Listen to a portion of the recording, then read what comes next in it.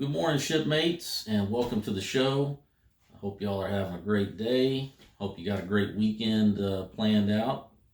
Maybe going on a cruise. Maybe you're taking a road trip, or maybe you're just doing some, relaxation at home. But whatever it is, hope you have a great weekend. And today's episode, I wanted to talk about the Royal Caribbean's The Key program. And I've been seeing a lot of videos on it here recently. People saying one way or the other if they think it's a good thing, a bad thing, what have you. So I thought I'd just give my 2 cents on it. I've done the Key program twice now, and so I just want to give you an overview of it and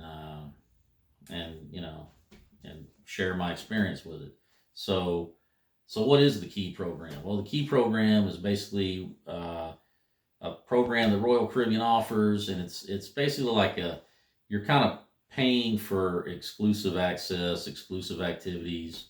It's pretty much getting to have the suite guest or the higher tier level access, but you're just paying for it instead of having that status. So some of the benefits is an expedited check-in process at the terminal. They usually have a dedicated line that you go to, and it's basically you're getting on the ship faster. It's kind of, I know, like Carnival used to have a program back before the pandemic. It was called Faster to the Fun, and so it's very similar to that. And that's mainly what it does for you. You get you expedited access. They have it set up to where you can drop your bags off in the main dining room. So instead of checking them in with the porter, you carry them on the ship and then take them to the main dining room, drop them off, and then somebody will take them straight to your cabin for you. You get a kind of a welcome aboard lunch in the main dining room, but it's from the Chops menu. So you're getting a Chops grill lunch served in the main dining room. That's kind of included as part of the program. You get private time at onboard activities.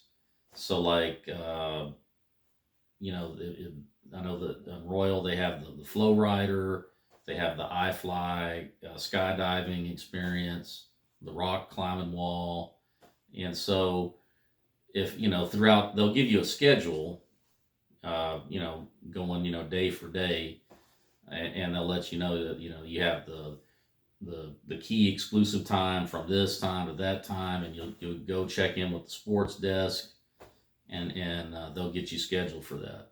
So that's another little perk. You get if you go to a port and it's one of those ports where you have to use the tenders, then you get priority departure on the tenders. So that's another little perk. VIP access to the shows in the main theater, Aqua Theater, Studio B, 270. So you'll want to check in ahead of time for that, and find out where those seats are and what time you got to be there and who you need to check in with. You get the Voom internet package for one device, and then on the debarkation day, they'll have a special breakfast for you, and you'll get the priority debarking. So you pretty much the way it works is you'll go that morning to the main dining room. They'll have a breakfast ready for you, and then after that, you can pretty much just walk off the ship if you want. So that's what the program is, and so I'll just give you my experience with it and what I think about it, and who should get it, and who shouldn't. So with my experience, I just did it. I just had the Key program on this last cruise on the Ovation of the Seas in Seattle, and the reason I booked it is because I don't have, number one, I'm not high enough in the loyalty program to have earned these perks. I'm a platinum member through Royal, so that's just like one step up from the bottom. And so, and I was going to book. I had planned on booking booking the internet package for the cruise. And when I went to look at the price, it really wasn't a huge price difference from getting just the internet package versus internet package and the key program. I mean, it was like a difference of maybe $4 a day. So, look, knowing that I was already I was already planning on getting the internet package, and the price difference wasn't that much. I went ahead, and to me, it made sense.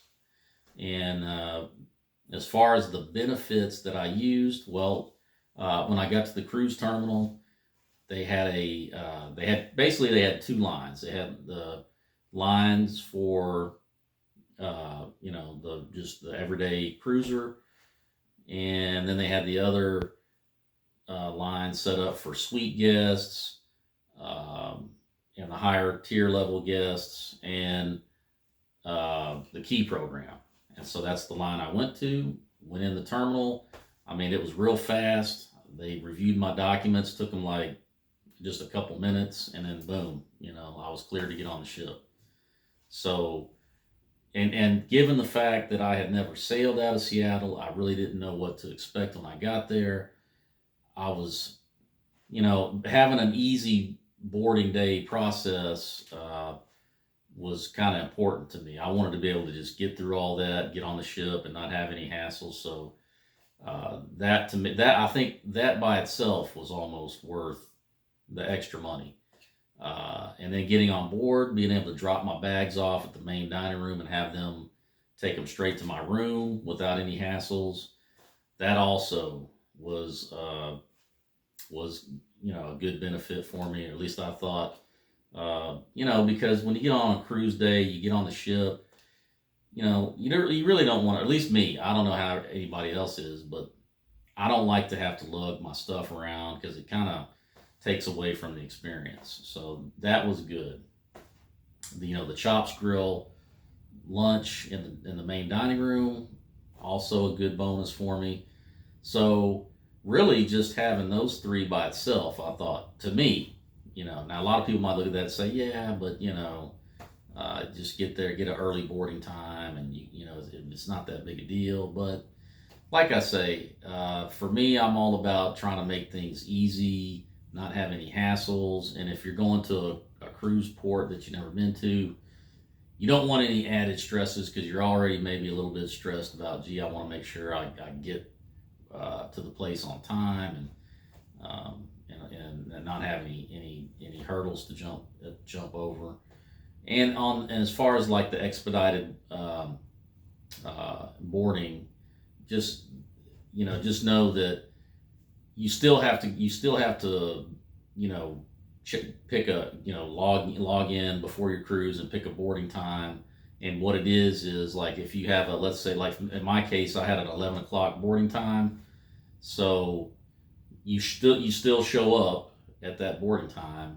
It's just that you basically get to skip the line, for your boarding time. So that's just important to keep in mind on that. And then on the last day, being able to just go grab some breakfast and then roll right off the ship once again. So the easy boarding process, dropping the luggage off, the lunch, and being able to just walk right off the ship on debarkation day, just those things by itself, to me, it felt like it was worth it. And I feel like it was money well spent. Now, the other benefits as far as the private time at activities and the VIP access at shows and the tender priority, well, to be honest, I didn't take advantage of any of that. And for starters, we didn't go to any ports where we tendered, so that one wouldn't have been available anyway. But the other ones, as far as the VIP access and all of that, I personally, I did not use that. So maybe that's, on me. Uh, but like I say, all the ones that I previously mentioned, that made it worthwhile to me. Now, would I recommend it to everybody else, and should everybody else buy it? Do I think it's a good program? Well, here's my thoughts on it is this. I would say that if you're at a higher priority loyalty tier, you're probably going to get all of those perks anyway. That's going to be part of the benefits of having the higher status.